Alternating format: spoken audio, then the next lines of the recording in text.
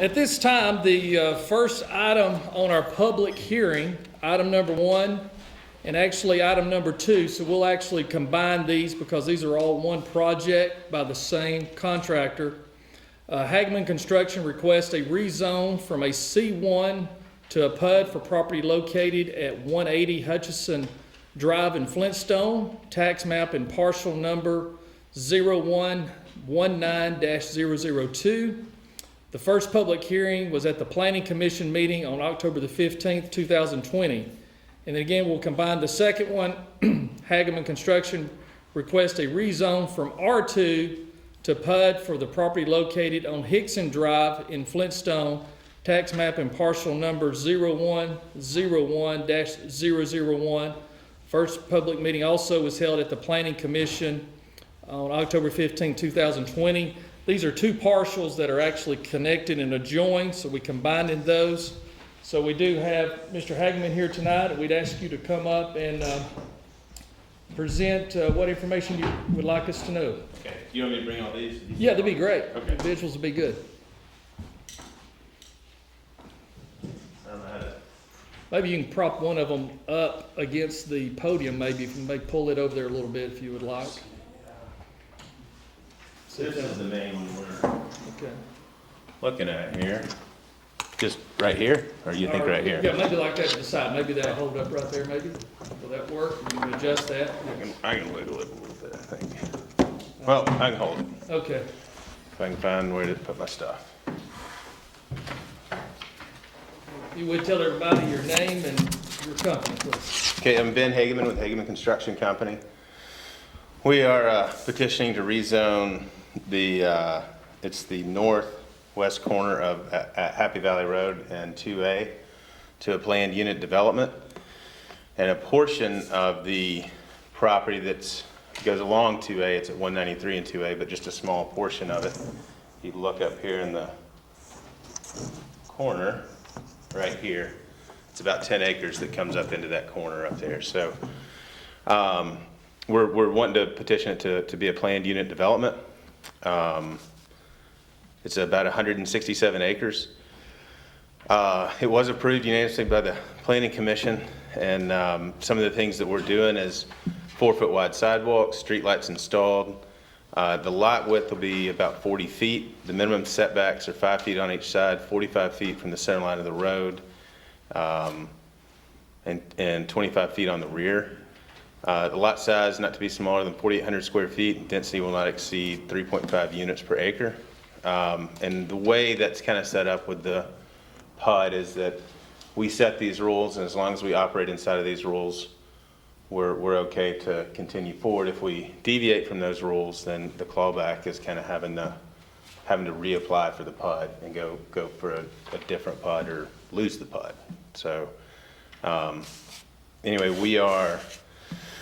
we've worked diligently to, some of the feedback we got was to make sure that you could pull a car in, and I've got a little illustration down there that shows you can pull a big pickup truck in. You've got 4 or 6 parking spaces there. It's going to be managed by an HOA. There's going to be green space. We're only using, of the 165 acres, 76 acres of it's going to be private lots, and about 19 and a half acres is going to be the road, and then 72 acres of it is going to be open space. So it's not going to be completely covered up with houses, although there will be a lot of houses. There's still a lot of green space around it, and we meet all the qualifications set forth in y'all's code to. So you're saying you got 72 acres of green space? Is that what you said? We have 72 acres that are not lots. So if you take our lots and and they all end up being the same size, there's about 72 acres left over. So by the time yes, that's about right. Yes, that's what I'm saying. And what amenities are you having? We're doing fields. We're going to do a little park. We've got a little field set up there. We're working on a little dog park in there. And the whole hill back there, the way it's sort of positioned is the woods up there. There'll be all kinds of hiking and walking and a lot of extra property used back there in the woods. Okay, up on the ridge. Up on the ridge and down in the valley. I mean, you'll be able to walk up all the way up through there. Okay. Yeah. So do you want to show your other illustrations? Yeah, just the other one is So I don't think this was submitted with the drawings, but it's just showing the depth of the truck and moving it far enough off, and it's the size of an F-150. We worked with David, and, you know, he helped us set the road width, which was the minimum road width in Hamilton County, in Walker County, and so sitting 45 feet off the center line, we said plenty of room for a truck, another, I don't know, 8 feet or so, 10 feet, and then a 4-foot sidewalk and grass, and then street. I mean, what we're planning here is kind of a nice, walkable community. In your price range of your development of your homes? So our target is to start in the low to mid twos. You know, some of that, you know, the big cost of developing is not necessarily in the land, but it's more in the infrastructure costs. So our target is to start, I'd like to start in the low to mid twos. And I can't tell how high we're gonna go because I can't tell you how much people are gonna spend, right? But, you know, I would think it'd be in the low threes would be the top of it, you know. I'll always be surprised, there'll be somebody that'll spend more, but that's sort of our target price range. We'd like for it to start with a 2. Okay. All right. Anything else you got? I think that's it, unless you have any questions. Thank you, that'd be good. Okay, is there anyone here tonight that would like to come up and, first of all, speak in favor of the project? Anyone here that wants to speak in favor? Okay, hearing none, is there anyone that wants to speak specifically to this project, that wants to speak in opposition of this project, of this reason? Yes, sir, come on up, please. Hello, my name is Jeff Wells, and my family's property adjoins this here. I'm not saying I'm necessarily opposed to it, but I just have a question about the buffer zone between his property and my family's. Sure. It was indicated that 25 feet was going to be his plan, the buffer zone. I want to ask for 50 for that, and I believe also in the regulations, it's 50 feet also, if I'm not mistaken. Yeah, well, on a PUD, that's one of the parameters of a PUD, is the developer can come in and lay out within the parameters the specifications. So their application does meet the requirement with what they've proposed on those setbacks and the 25 feet and all. That does meet the 25 feet from his property to my family's property? So is it 25 rear setbacks, is that what I heard you say? Well, so to clarify, what he's asking is, Yes. is right here, you mind? Yeah, go ahead. Right here, so this is his, you're about right? Yeah. Somewhere in here? In Oh, yeah, that- there's yours, that's where yours starts, isn't it? Yes. Okay. So in here, we were kind of building some green space that backed up to him, and we were making these a little bit deeper, so there was another 25-foot additional feet on this lot. Okay. So that it sat a little bit further off down through here. We were building off that road, just to build it off the road and keep a good buffer between us and them. So you are on that property line, got a deeper lot then, is what you're saying? Well, yeah, right here, we're a little bit bigger, so we're saying 25. So the house, meaning that if the house was, that they won't sit 50 feet off the back, they'll sit about 60 feet off the back, but in this case, it would sit 85 feet off the back property line. Okay. So it would be a deeper. Okay. So it'd be more than 50 feet from? Oh, yeah, yeah. Okay. From the edge of the property line to the back of the house, yeah, it would be more than 50 feet. Back of the house that you're building to my property line? Yes. Okay. Yes. All right. That's what, Okay. there's some confusion there. I thought it was going to be 25 feet from the property of the houses he's building to my property line. Okay. So Yeah, that's, they'll have a backyard and all of that Okay. there, and then there'll be an additional footage behind it. okay. The additional footage from the lot size there, do you know how far that would be from, say, if I go by your lot right there, how far it would be from my backyard to where my family's property line is? That's what I'm saying, it's gonna be about 85 feet there. Okay, so where their backyard ends, it'll be 85 feet from, No, he's saying from the back of the house. Back of the house. Okay. Yeah. Back of the house to the property line, which would be y'all's shared property line. okay. 85 feet. You were wanting to make sure it was at least 50. Yeah, I thought that's what was in the regulations, was 50 feet. I think on a normal R1 zoning, it probably is 50 feet. But in this case, some of his lots are less than that, but he's saying on that property Yeah. line that adjoins you, Yeah. that you're gonna be more than that. Okay, I'm fine with that. I was just in the regulation in section 4.05, if it's anything other than R1 meeting up with R1, which is my family's property, it would have to be at least 50 feet. That's what was in the planning regulations. Okay. Does it say anything other than R1? Is that what it says? Yeah, anything other than R1. So that would probably mean. And right here it is, commercial, I guess, or industrial. That would mean commercial and industrial or something of that nature. Yeah, Anything well, other it than- don't say that. It says anything other than R1 or A1. Yeah, so those other classifications in our zonings would be commercial, industrial, R2, R3. or So something. PUD is not a different classification? Well, the PUD is a planned use development, so the lot sizes and specs can be different for an approval. But what he's saying is you're looking at, if I understand you, for 50. Yeah, He's telling you he's gonna be about 85. okay. Commissioner, I'm not opposed if you want to put a condition on it that on the north property line of the state, that the house step out. Okay, Okay. all right. Thank you. All right, sure, thank you. Anyone else wants to speak on this project? Okay, hearing none, we're gonna move to the next items on our agenda, which would be item number 3 under our public hearing. We have Tyler and Angela Anderson request a rezone from R1 to A1 for property located at 1581 Chattanooga Valley Road in Flintstone.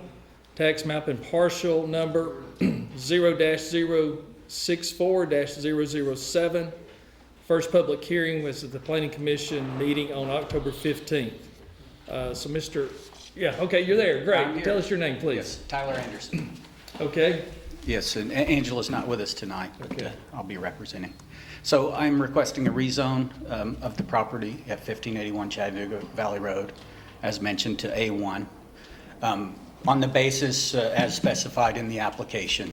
So it does abut to A1 property on the backside of the property. So it would be an extension of that zone versus spike zoning, for instance. It is roughly 8 acres, so it meets the acreage requirements. And it does have several outbuildings where farm animals have been, located on the property in the past. okay. And from the meeting, from the minutes from that meeting, they had talked to you about no more than 5 large animals, no more than 12 chickens, no more than 5 goats, and no swines at all. And Correct. since then, you and I've had conversations, and you've agreed to no more than 3 large animals. Is that correct? Yes, correct. Okay, along with those others. Okay, Right. all right, thank you. All right, thanks. Anyone would like to speak about this rezone on the Chattanooga Valley, 1581 Chattanooga Valley Road? Okay, hearing none, we'll go to the next item. Have ordinance number O-0220, an ordinance amending Title 27, Article 5, Chapter 30 of the Code of Walker County, Georgia regarding the International Property Maintenance Code, repealing any and all conflicting ordinances and parts of the ordinances provided for severability and provide for the other purposes. So what we've got here with this, and this is our second meeting on this as well. Okay, let me get over here. A lot of documents here tonight.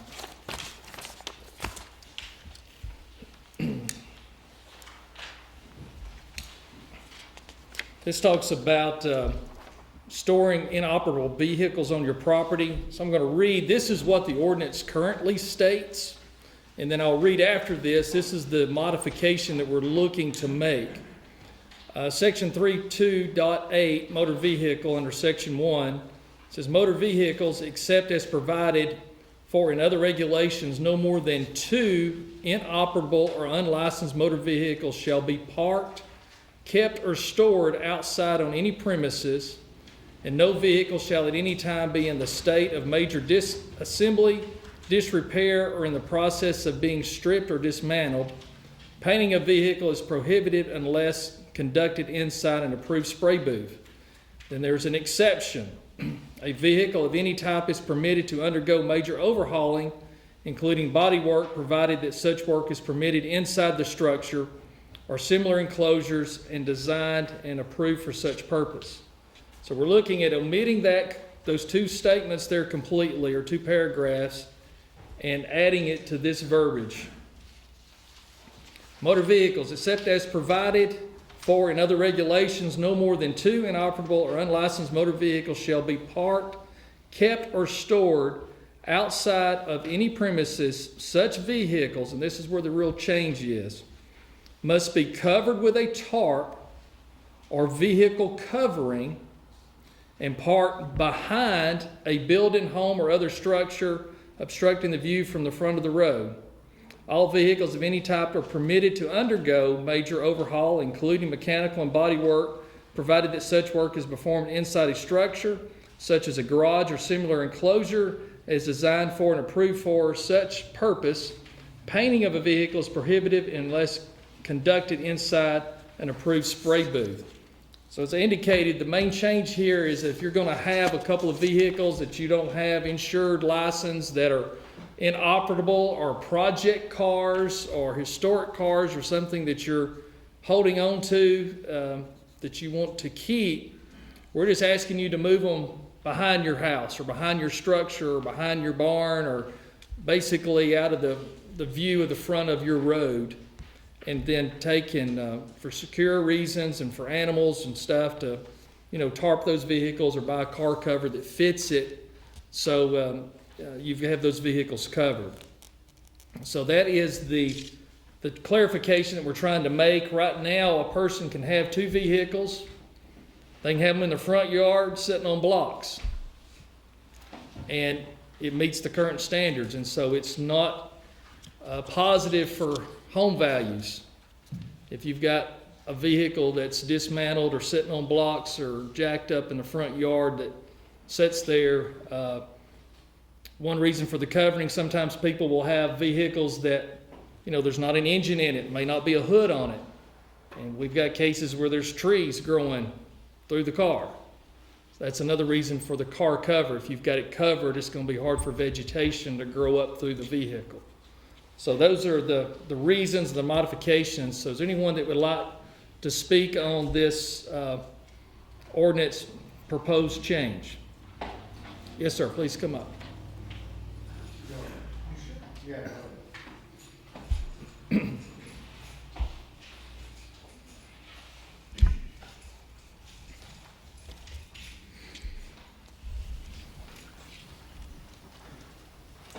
If I hit my time limit, please just tell me. My name is Michael Keith. I live in Walker County. I've lived in Walker County for a little more than 10 years. Yes, sir.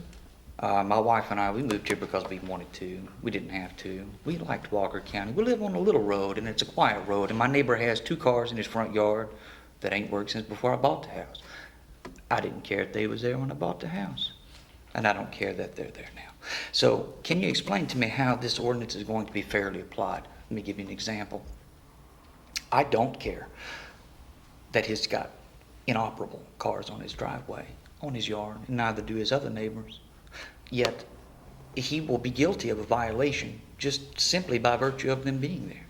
All that need happen is that a code enforcement officer drive down by them, and he will be fined. It doesn't matter to his neighbors that they're there.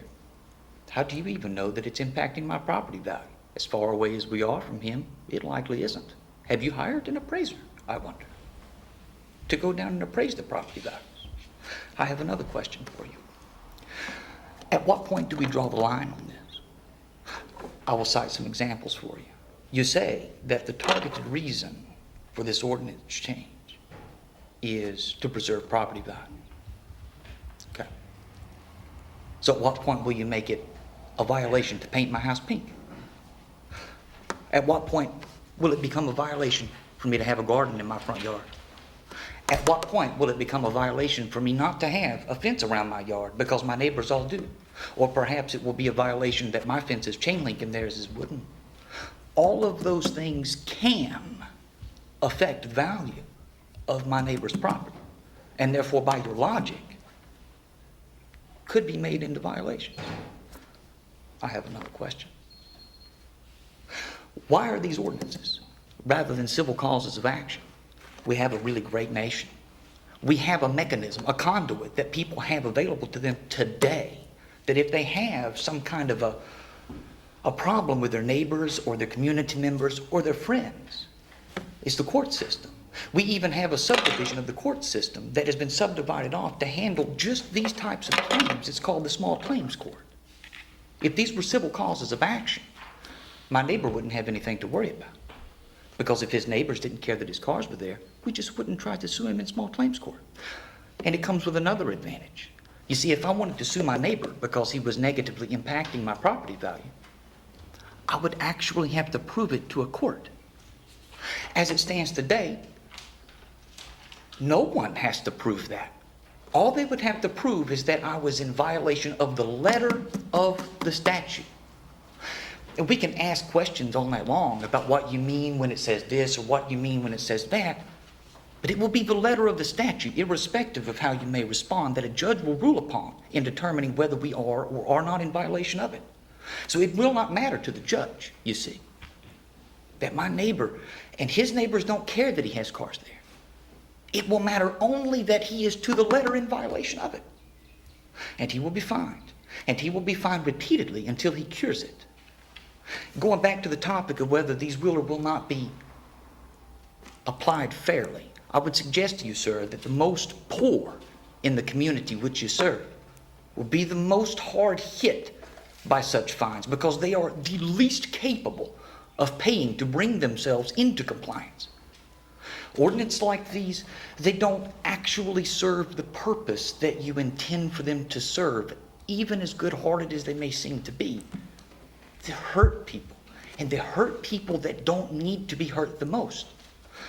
As an example, my road, having 14 broke-down cars, may not impact the property value at all. Whereas on your road, just one car on blocks may drastically impact your property value. In both cases, any individual in violation of statute, they'll be fined. And they will be fined the same amount, irrespective of the fact that one has caused harm, provable, objective harm, while the other hasn't. I would urge you to reconsider. There are other mechanisms that you could go by. The state need do nothing to provide people an opportunity to cure these kinds of problems. Perhaps you could list for us why the communities in question cannot just form an HOA, at least then it's voluntary. With an ordinance, people on the other side of the county get to impose their will upon us on our road, even though we want nothing to do with it. Can you explain to me why that's better? Why fewer options and fewer choice for us is somehow not as good as you and the code enforcement agency getting to tell everybody what's best? That's the question I'd like you to answer. Well, in Walker County, we are set up to have codes and ordinances as part of our form of government. And so the way we implement and enforce those is to work with citizens to come in compliance. So when a lot of times a citizen on some of the ordinances that's on the book, if there's a complaint, they may not know that they're in a violation. Or even if they do know, it doesn't matter. If a code officer approaches them, they're going to inform them of the violation, and then they're going to give them a minimum of 30 days to come in compliance without any fine or fee at all. There will be a warning citation written just as a documentation of their communication, and that it is clearly communicated in writing. And they'll have a minimum of 30 days without any fines or penalties at all. We find most often, most people want to be in compliance and they want to be good neighbors. But sometimes people don't. And so then code enforcement has to go back and try to work that situation and try to get them to agree. Sometimes we find if weather's been bad, or if it's the winter time, sometimes they need more time.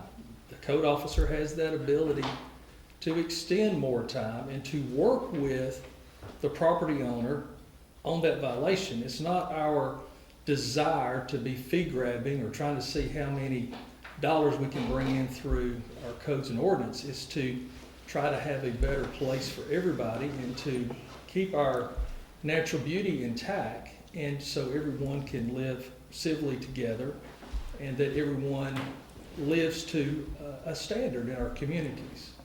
And so it's not to attack any demographic or any social economic group or anything like that. It's simply to have everybody treated equally, and everyone treated fairly, and everyone treated respectfully. Well, I appreciate that response, Commissioner. I do take issue with, you do not get to be the sole arbiter of what it is to be a good neighbor. My neighbor is a good neighbor.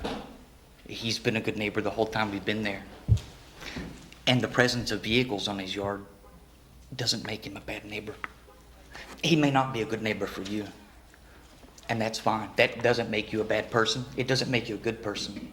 But when you tell me that he's a bad neighbor because he has cars on his yard, that's bad. And I'm sorry, but you didn't address the question. The question is, why is this better? Why is a mechanism that already exists? Well, Why can they not form an What this HOA? does, this has become the compromise. This has been an issue that's been debated back and forth. There's been some citizen groups that have looked at this, that have labored over this, that have tried to come up to see what the best solution is. This is not something that's just been done on the spur of the moment, but this also does allow a person to continue to have vehicles on their property. There is a large group of people that would say zero. No inoperable vehicles at all. Because I hear from them as well. There are some saying it ought to be 3 or 4. So what we're trying to do here is come up with the compromise and what is, where all parties feel like this is reasonable and that you can still have those vehicles. We're just simply saying, move them to the back of your house or the backyard or behind the building. Put a cover so we don't have trees growing through them, and everything's okay. I understand what you're saying, and putting the word simply in front of us doesn't actually make it simple, and it still doesn't address the question of why is that better than a cause of action. You say it's a compromise. I say it may be a compromise, but it's a poor one at best. It still criminalizes my neighbor for having done nothing. Something that perfectly is legal today, not finable. Tomorrow he'll wake up and he may be fined when no one cares. Why is it that he should be fined just because your neighbors care or an advocacy group cares? The advocacy group doesn't live on our street. We live on our street. Our community lives on our street. Why is it that the advocacy group that lives somewhere else, their opinion on what it means to be a good neighbor takes priority? Why can these not be a cause of action? If you have a neighbor, why can you not sue him and then make your case to a judge? Because my understanding, and attorney can correct me if I'm wrong, but in our county, the way our government was set up before you or either one got here was that this is the form of government and this is the way things were put in place to govern. So we can't have a cause of this action? community. I mean, I don't know if you want to make any comment on that or not. First of all, I appreciate you coming forward. Thank you. And there always is a tug of war between individual rights, property owners, and everybody doesn't always agree. So I appreciate you coming forward and voicing your opinion. I'll try to address the questions that you specifically asked. And if I get off point, you ask me again and I'll try to hone in on it, okay? Thanks, sir. One problem that you would have if you just say, well, let's just take it to a civil court and let the judge decide, it would really clog up the judicial system, and you would still be having one person make the decision whether or not, from a civil standpoint, one party should proceed or not.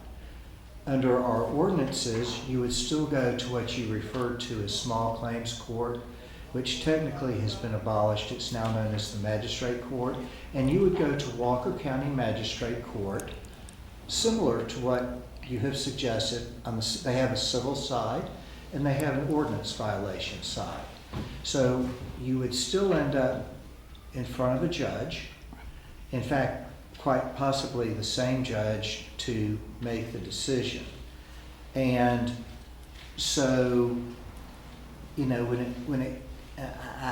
I think what the commissioner said about trying to reach a compromise, what you're pleased right now, you don't object to this individual having a ton of cars on his front yard, or multiple cars, I think you might have said. But you may move in 2 years. Someone else may move in. What we have determined is that the majority of people want some level of regulation of land use. And I realize that there's a friction there between somebody absolutely being able to do what they want to with their property and how that might affect somebody else, right? The neighbor sitting here says, well, he's using his property as he wants, but it's adversely affecting me. So I don't know if I've answered your question, or if you want to ask me more specifically, I'll be happy to address this. I really hate to keep taking up time. I would like to ask you to narrow in. I find it confusing, and it could just be that I'm a layperson, but you said that if this were a cause of action rather than an ordinance, we would clog the judicial system. But then you followed that up by saying that under the ordinance, I would be fined and that I would be likely in front of the same judge. So if I'm in front of the same judge, no matter which way it goes, I don't understand why I would be clogging the court system with an option, something where people don't have to opt to do it only when they want to, versus something that's required. In my logic, I would say that if either of those options clog the court system, it would be the ordinance, because those are required. The code enforcement officer, you see, correct me if I'm wrong, and I may be wrong, but no one need call the code enforcement officer for someone to be fined. Neither must someone actually prove that their property values have been diminished by virtue of there being vehicles in the front yard. Well, I think maybe one perception that may be misleading to you, you're making an assumption or perception that everyone is fined. Very, very few people in Walker County get fined for an ordinance violation, because most of them want to be in compliance. Once they're notified and they're given ample time, or given an extension if requested or agreed to, which is quite common, then there's no fine, there's no I don't want him to move his process. cars. So I don't want him to have to incur the expense of moving his cars. And I know people on my road that have been fined, not me. This ordinance will not impact me at all. I'm not here to argue for that. I'm here to argue because this will infringe, and I disagree. This is not a friction of I will do whatever I would like with my property and you can't tell me. What I'm suggesting is that there exists a mechanism, and by all means have a mechanism by which the dispute can be resolved, but it should be voluntary. This is required. well, I think If someone Yeah. moved in after me, what would stop them from being able to take the individual to small claims court under the cause of action? Nothing. Nothing. But while I'm there, I don't have to. And then he would not be given a warning. And then with a warning, correct me if I'm wrong, but if he fails to comply, he will be fined.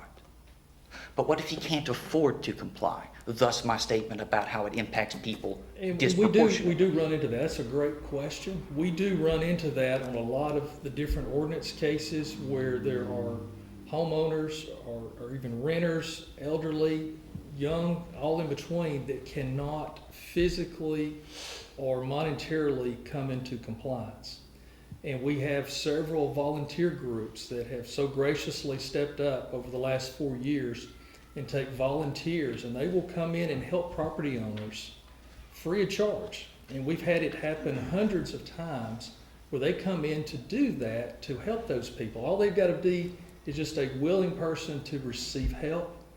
We connect the two people's phone numbers, say, call this person.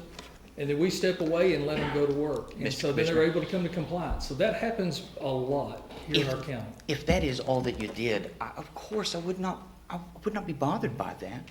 But the reality is that that is not what an ordinance is about. An ordinance is about comply or else. And see, that's the problem that I take with Well, this. that- Again, our road, I view ordinances as a standard of our community. a standard that comes with a fine and a seizure of property for failure to comply, yes? There's not a seizure of property. The ordinances are very clear of what the maximum penalties are, even that the judge would set. There's state laws that govern that. It's not a seizure of property. Ordinances can carry a seizure of property, can they not? Not this one. No, not. Perhaps not this one, but the question was ordinances in No, general, but this is the correct? one we're talking about, so look, we need to narrow in to this I one. apologize, Commissioner. You're the one that said that ordinances in general do not do a certain thing. What I'm saying is, in general, they absolutely can. And once it's on the books, what would prevent the commission from altering the penalties to include up to and including property seizure? And this is just but one example. No one has still been able to adequately explain why a cause of action is not preferable to enforcing it upon everyone at the whim of the code enforcement. Because the majority of people prefer to have some level of how the properties are maintained. And I cannot point to a statistical, because I know this is your next question, well, where's your statistical data? It's really based upon people coming to us and us listening to members of the community. And, you know, we can't have a rule, an ordinance that controls your particular road with your particular individuals who currently live there. They have to be countywide. And I do realize in Walker County, there are a lot of different types of properties, not only residential, but commercial, industrial, and even within the residential. You know, we heard this evening of a plan where homes are going to be in the 200s and up. Sure. And we certainly have homes that are, you know, very modest and not in that category. We have a very diverse population of people. So when you try to develop an ordinance, you try to get the consensus of what the citizens want, and then you try to mold it in a form that is agreeable to the majority of people. We aren't going to have any ordinance that we're going to have 95% of the people say, hey, that's wonderful. I mean, I guess the ordinance on if you murder somebody, you should be accused of murder. Most people would agree to that. But I mean, the vast majority of people aren't going. You're going to get 100% consensus on anything. You'd be surprised at how many people agree with good laws. I'm suggesting that this would be a poor one, and I would suggest that perhaps we just disagree on whether or not you know, most people wanting to do it this way versus another. Perhaps you could compromise in another way. Instead of making it a cause of action, could we not write an exception that says that if the property owner's neighbors don't care, that they will not be fined? Would that not be then agreeable? The problem with that, sir, with all due respect, is those neighbors, we all, statistically, people move about every Sure, 7 years. absolutely. Sometimes every year, sometimes generations stay on the same property. But by and large, you can't just say, well, the neighbors today, and what if you move out and another individual moves in who has a different view than you do, so it's like 1 against 2. I mean, I respect it, and it's a good thought. I just don't see how we could form something that would satisfy what you're suggesting, because ordinances by nature are applicable throughout the county. Otherwise, people would say, oh, you're picking on me. You apply it here but not there. Well, with all due respect, I think it would be very simple to craft something. You do nothing. You just don't do the ordinance change, and then that's exactly solving the problem that I'm raising. That's incredibly simple. Doing nothing is very easy. Well, we appreciate your time and coming and speaking. I'm sorry to take up so much time. Thank you. All right. Anyone else on this? Yes, sir. I'm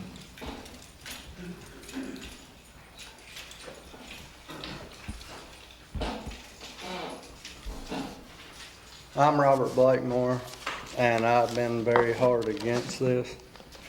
And you've been in office almost 4 years. We're 3 months from a new form of government. I ask that you table this. You've had 4 years and you wait till now. I ask that you table this. I've talked to some of the other candidates, I won't call their name, and they feel the same way, that we should get a say in this. As I've been very hard against it, and I'm not against codes particularly, but I am against running the county as a HOA, and I feel like that's what we're doing. I've been boots on the ground, and I've heard the same thing. There's cities, and they have strict codes, and there's HOAs, they have strict codes. People move to the rural county so they can have 2 cars, because in Rossville, we're a lot of the public is, their income $17,000. So theoretically, they could have a couple cars they tinker on all year to buy their kids Christmas. So do you want to put them out of that so their kids don't have a Christmas? I mean, it's something to think about. I ask that you table this. Thank you. Thank you. Anyone else?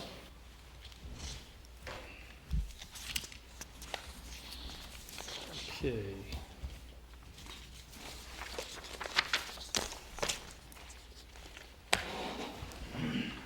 Okay, the next ordinance that we have for public comment is O-03-20, an ordinance adding Article 6 to Chapter 14 of the Code of Walker County, Georgia regarding Walker County county business establishing a special use permit.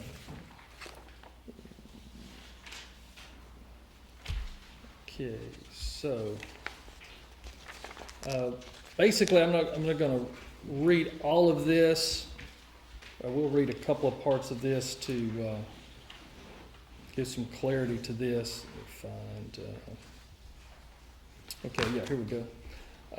Special event. The term special event or event shall mean any organized activity having its purpose, entertainment, or recreation, such as a festival, celebration, foot race, vehicle race, horse race, barrel race, rodeo, concert, parade, or march, tour, rally, or assembly which takes place on the public streets, sidewalks, right-of-ways, or occurs on private property and impacts government services on public right-of-way, or may impact the health, safety, and welfare of the public, generally because of the nature of the assembly or the size of the assembly.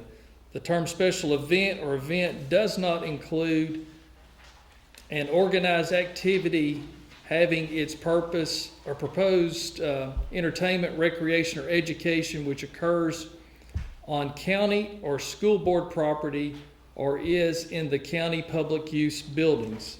And then there are toward the end of this, there are some other exclusions, special exclusions, sections 14-116. This article shall not apply to meetings or events of church or religious services or assemblies or county-sponsored events.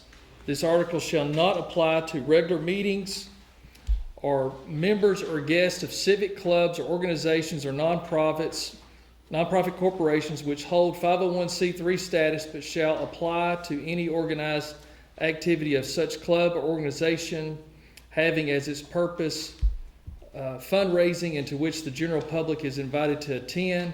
A, individuals or community yard sales are exempt from a permit if they do not exceed 4 days. B, children's events such as lemonade stands are exempt from the permit. C, private parties hosted by individuals are exempt provided there are no monies in exchange. This is something that has been in collaboration, been requested by our sheriff to have a permitting process that does have language in there of a fee schedule. Right now, the fee schedules are going to be zero. There's not going to be any cost for an application or a permit. This is mainly to give notice to the county if someone needs to block roads off or is going to have a race or going to be on any type of public right-of-way or things where public safety is involved. So as an example, someone's gonna have a 5K race as a fundraiser, which are great events, and they're gonna have 500 people, and they're gonna do it July 4th weekend, and it's predicted to be 95 degrees and 95% humidity, then part of that communication is make sure that the proper emergency services, ambulance vendors, make sure you have proper sanitation for restrooms, all of these type things, because it's in the public safety realm of that. And also for the fact of if there's insurance that's needed. One of our neighboring counties, Dade County, not long ago implemented such a thing because they had a death and also one person paralyzed because there was a public event and there wasn't any insurance requirement. So therefore there was no insurance by the event planner. And so they had a death on one event and then they had someone get paralyzed on another event. So again, this is more about communication. This is not trying to limit anyone from assembling. This doesn't preclude anyone that wants to have a protest or a march or freedom of speech or any of those type of things. It's really set to communicate from a public safety standpoint to make sure all proper entities within the county are notified, especially when there's events that may host food vendors. So part of the notification process would be to the environmental health. So make sure that they are notified. So if they need to check food permits, inspection, cleanliness, and the things that they do to make sure someone's not hosting an event and have people get sick because of food preparation or contamination of food or things. So it's all about, again, repeatedly, public safety and people having fun events and people being able to enjoy the community and our natural beauty and be able to do things that are in public space. So we're not saying they can't use public space. We just need to coordinate the use of the public space. So is there anyone that would like to speak on this topic tonight?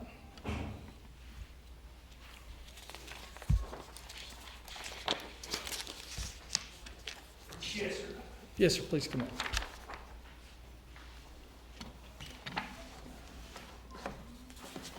My name's Eric Bruce, and I just have a question as it would relate to my business.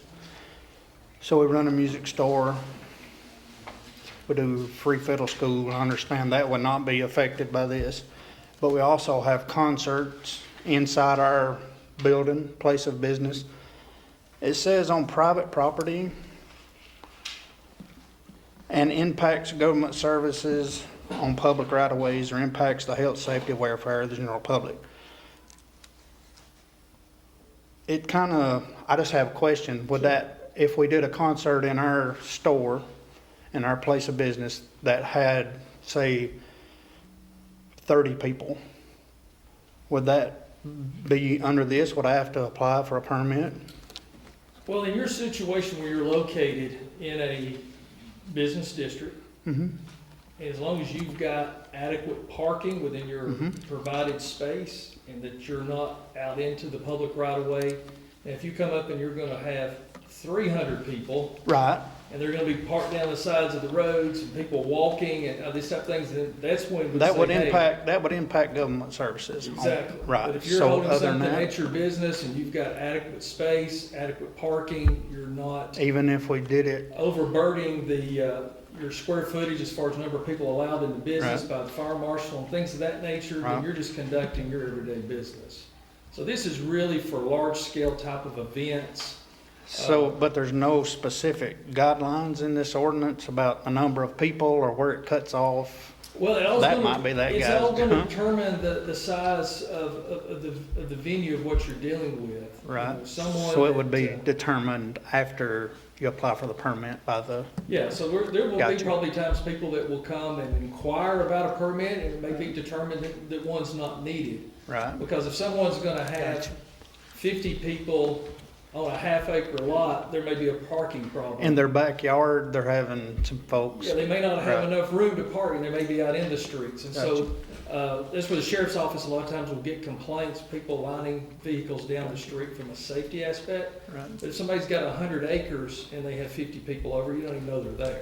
And I'm not opposed to this, I just have to have some Sure. clarification Yeah, as long before as you're I staying within the get my business confines crunk of your up. business and your available parking and not, overflowing, so to Gotcha. speak, then you should be fine. But Thank you, buddy. Good question. Commissioner, before we Sure. close the public meeting, I would make the following suggestion.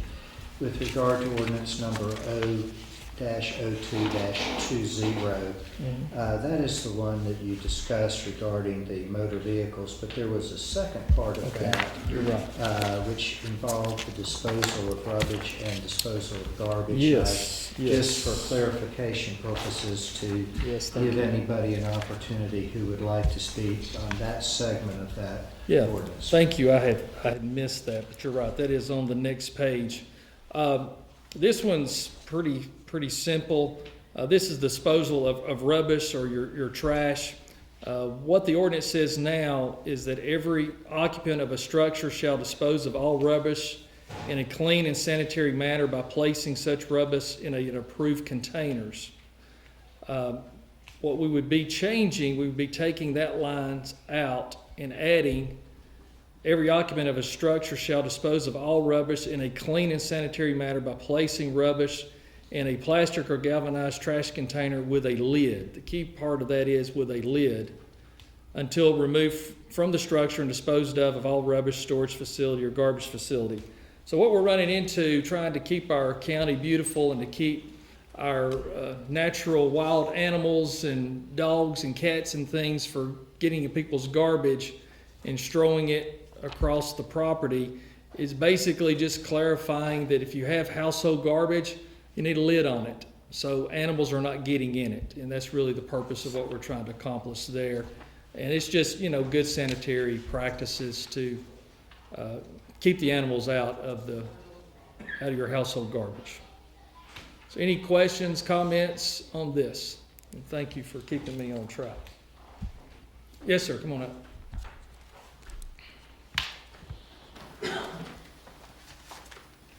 I'm James Strickland. Okay, you brought up about the dogs and the cats. Have we not got a city ordinance, or a county ordinance against dogs and cats that's running loose?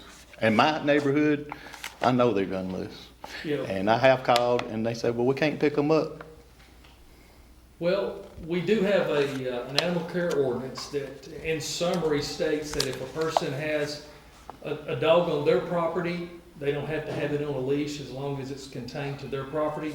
But once it leaves their property, it has to have, proper inoculation for shots that's required, and then also it has to be on a leash.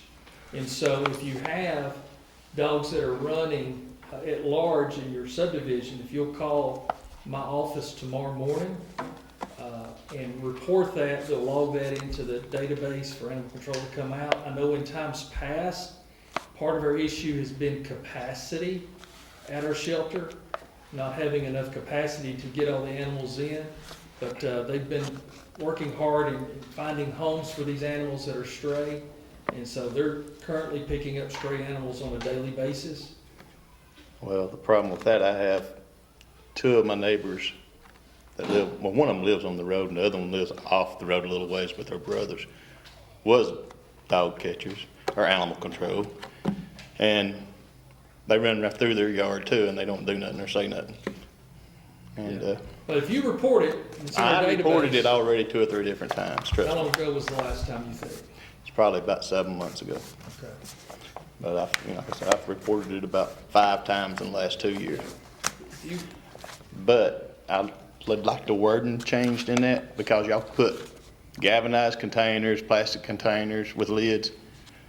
What's wrong with a man building a wooden box with a lid on it? there's not. Well, okay, y'all need to change the wording in that a little bit. Your garbage is contained with a lid to keep animals out of it. There's nobody gonna bother you. Well, just my thing is, if the dogs was took care of and the cats, it would take care of probably 90% of the animals that's getting in the garbage. It just, and In some destroying areas, them. you're probably right, you're more, larger populated areas, but then a lot of our rural areas, the coyotes are gonna outnumber the household dogs. Yeah, I got one neighbor that's got about 7 dogs, so, and they run free, and I think they run the coyotes pretty well off, and it's their dogs that I find getting in the trash and stuff. Yeah, just, call our office in the morning if you would. Okay, thank you. Thank you. All right, anyone else? Okay. I believe that covers, let's see.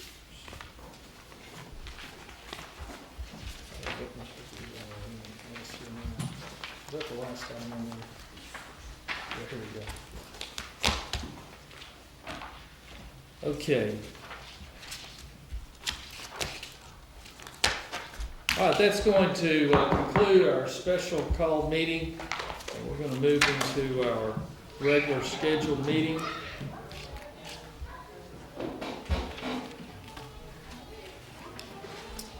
Okay, so we have our minutes from our prior meetings, minutes from our scheduled public hearing that we had back on October 8th of 2020, which also had 2 of these ordinances.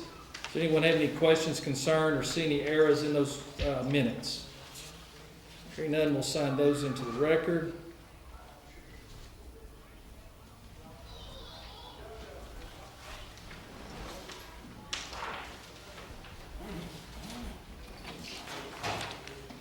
Then we had our regular scheduled meeting on October the 8th, and we have the meeting minutes there as well. So is there any concerns or corrections on those minutes? Hearing none, we'll approve those to the record.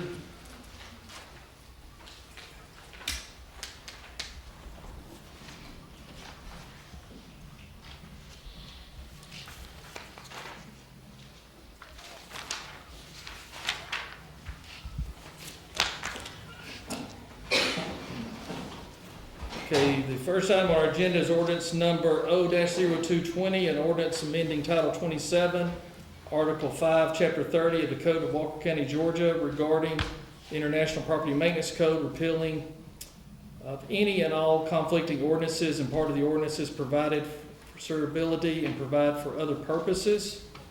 This is ordinance number O-0220. Sign this into the record.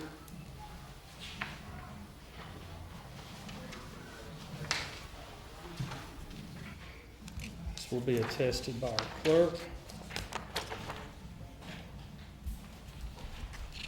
Ordinance number O-0320, an ordinance adding Article 6, Chapter 14 of the Code of Walker County, Georgia, regarding the Walker County Business Code and establishment of special events permits.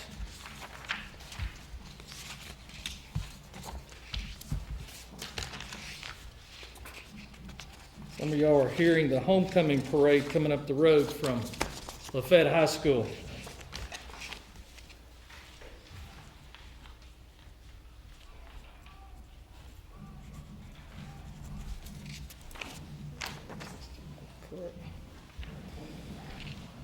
Okay, item number 3, our ambulance service contract with CHI Memorial. We have a couple of representatives here from CHI Memorial, and I want to commend Andrew and his team and staff that has worked very diligently and very quickly to submit y'all's original request for proposal that we asked for. We did have 5 ambulance services submit proposals. We are currently with Puckett EMS. Their contract has matured based off the 5 years that was agreed to. The current contract with Puckett, we pay them an annual subsidy of $250,000 per year, and that provides for 4 24/7 ambulances staffed with a EMT and a paramedic. And so in that agreement with those 4 ambulances, there was some zones with some response times that are measured and evaluated and tracked on a monthly basis. So in our coverage area. There was some of those areas that was 15 minutes response time. Some a little more out into the rural area is 25 minutes response time. And the super rural areas was as much as 40 minutes of response time. So in our RFP, what we asked all of the vendors to do was to give us a proposal of adding a 5th ambulance, adding 1 additional ambulance to that, which would get us a total of 5 that would allow us to be in a position where those response times could be lowered, and also to break this up into a couple of different, two districts, a North District and a South District. And by doing that and working with CHI Memorial and with our EMA director, and this agreement states that both districts, North and South, the urban response time would be 12 minutes or less, and the rural would be 18 minutes or less. So our other agreement was up to 40 minutes. So this gets the response times down to 18 minutes average because we're adding that additional truck. Also, part of our request is that a full-time staff supervisor be added to the program, which we did not have. So there would be a person in another response vehicle that would supervise on a 24/7 basis all the activity, and they would be able to respond to those situations as well. This agreement with this contract, basically they took the request for proposal. David Gottlieb, our county attorneys, put a lot of time into this, and thank you for what you've done. I know you've taken a lot of focus on this week, but also this has the performance requirements, insurance requirements of this agreement. And this agreement is for 4 years. The previous agreement was for 5 years. This one is for 4 years, and this agreement will start February the 1st of 2021. There's also a copy of the map of the zones. And the reason for that would give a new service provider. At the time, we didn't know when we did the RFP, but we laid it out that if the new contract would go into effect February the 1st. So it gives them time to staff up and gives them time to get the equipment that they need, because new ambulances are usually on a design build basis. They don't normally have a lot of ambulances just sitting on a for sale lot. And then I think y'all are adding how many staff people to cover? 44 from Walker County. Yeah, so it'll be 44 staff people that will be dedicated to Walker County for EMS services. So they've got to hire those additional people. So they have brought with them tonight their portion of the signed agreement has already been signed by their chairperson and notarized. And so at this time, I will sign 2 copies of this to execute this agreement. So this, y'all can get underway with all of the things they need to do to get going and to get this started on February 1st. So is there any questions or concerns about this agreement? One thing that I forgot to mention in this agreement, it spells this out here, with us getting the additional truck and the additional supervision, the better response times, and the enhancements in here, we are front-loading this and paying $1 million after this execution of this contract. So that equals to $250,000 per year that allows them to take and make those capital purchases. For us to renew with Puckett EMS for those enhanced items that we asked for, their proposal was a little over $1.1 million per year. So over a 4-year period, it was close to $4.5 million, where this agreement is $1 million versus $4.5 million. So I wanted to point that out. So we're very appreciative for CHI Memorial working with us and being our local hospital and stepping up and providing this higher level of care and service. So either one of y'all have anything you want to say? You don't have to, but I don't know if there's anything I missed or you want to add. I'd just like to say, my name is Paul Feaster. I'm the Director of EMS for CHI Memorial, and we look forward to building partnerships and relationships with the citizens of Walker County, and we're excited about what this will bring. Absolutely. Thank you. very much. We appreciate the opportunity and the partnership. Yes, thank y'all very much. It's been a real pleasure to work with you guys on this, because getting everything documented correctly, so this is a win-win, for the citizens and also for CHI Memorial. So thank y'all very much for what y'all done. Thank you, sir.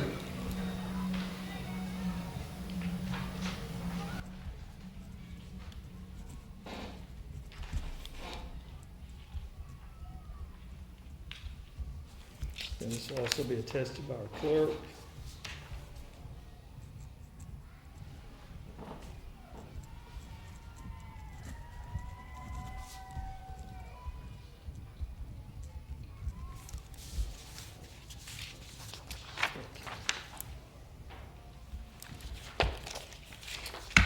Just keep all that together there if you will.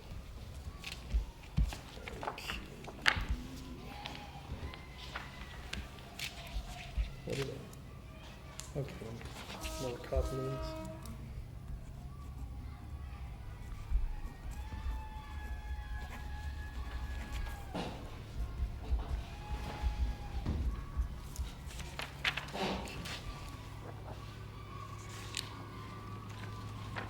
I hand you the agenda. Where's the agenda? There's so many papers going on here tonight.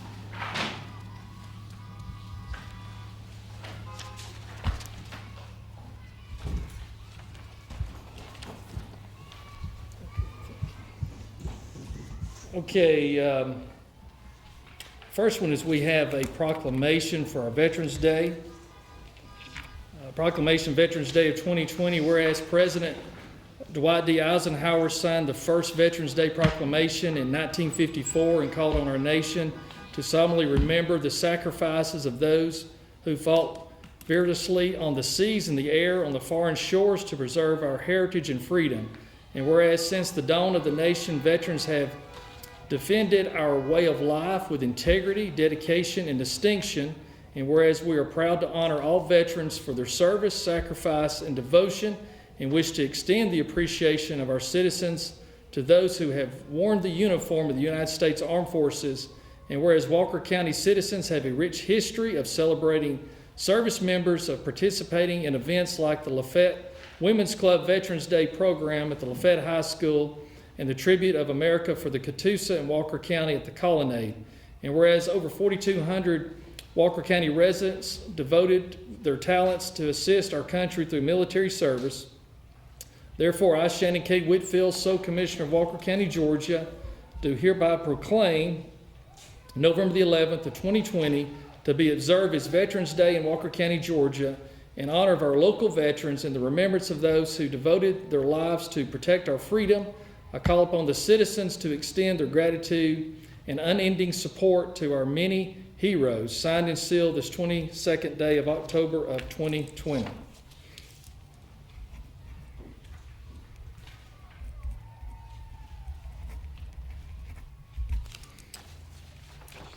Do we have any veterans here with us tonight?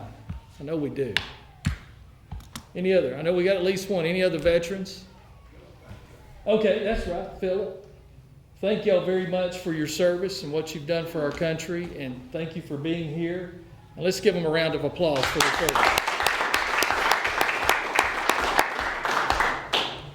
Okay, we have another proclamation. This is for James Cross Day.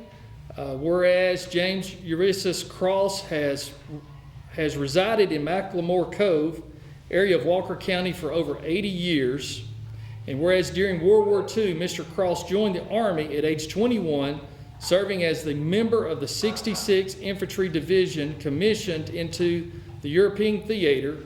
And whereas in combat, Mr. Cross held the rank of Private First Class, serving on the 9-man crew as a canterer, performing duties including loading, firing, cleaning, maintaining, and operating a 105mm gun during the Northern France campaign. And whereas after the war, Mr. Cross returned to the Cove, married, had 2 daughters, and purchased his own farm and dairy. And whereas we are proud to honor Mr. Cross and all the veterans for their service, sacrifice, and wish to extend our appreciation of our citizens to those who had worn the uniform of the United States Armed Forces, and whereas we honored and served members of the Veterans Day on November the 11th, a few weeks later, Mr. Cross will celebrate his 97th birthday on November the 30th. Therefore, I, Shannon K. Whitfield, sole Commissioner of Walker County, Georgia, do hereby proclaim November 30th, 2020 to be James Ulysses Cross Day in Walker County, Georgia, in honor of Mr. Cross' years of service to the country and the community. I urge all citizens to thank Mr. Cross for his loyalty, dedication, and numerous services. Signed and sealed. I actually signed this one on the 19th day of October. Their family was doing a celebration for Mr. Cross, and they asked that we do this. We did this with great honor and gratitude for his service.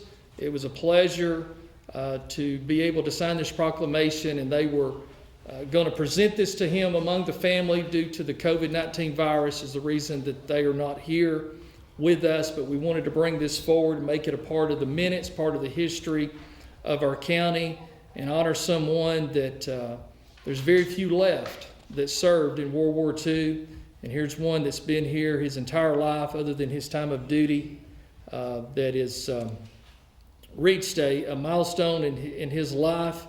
And so we're very, very honored for his service, and we wish him a happy birthday on November the 30th.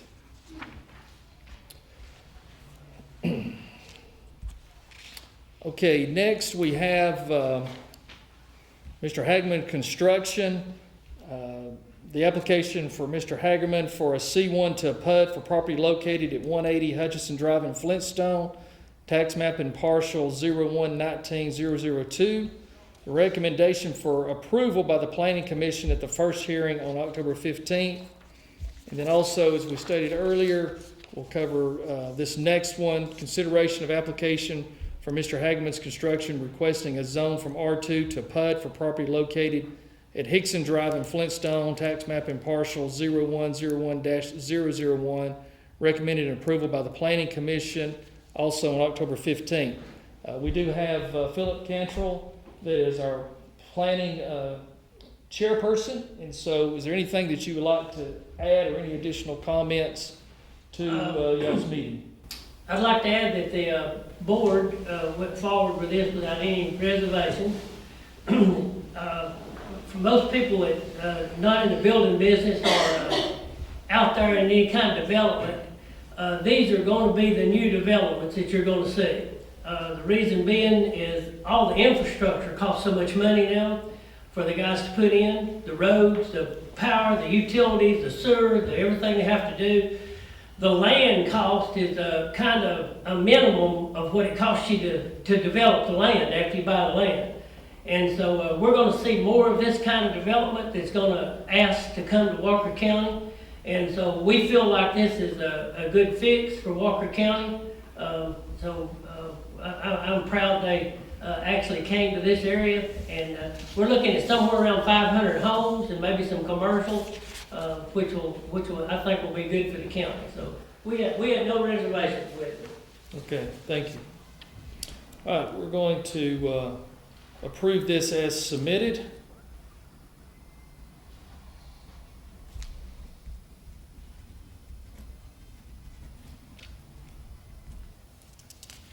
And also the second request will do likewise.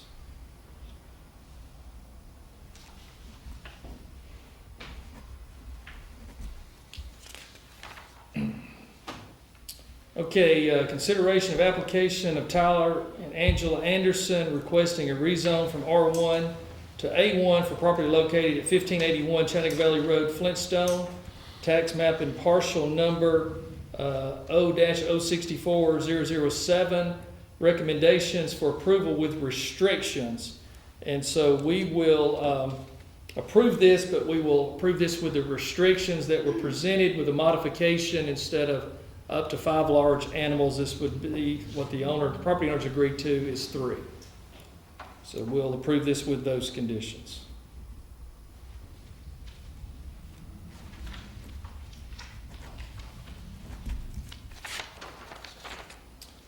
Okay, at this time, that ends our regular scheduled meeting. It is 7:18, but at the end of all of our meetings, we do allow for anyone that wants to come up and speak publicly on any topic related to Walker County. We would like you to keep your comments focused to Walker County and keep within a 5-minute time frame in respect to everyone that's here tonight. So is there anyone that has any public comment or questions tonight that would like to come forward? Okay, hearing none, appreciate all of y'all being here and look forward to being back here with you real soon, and everyone be safe tonight. Thank you.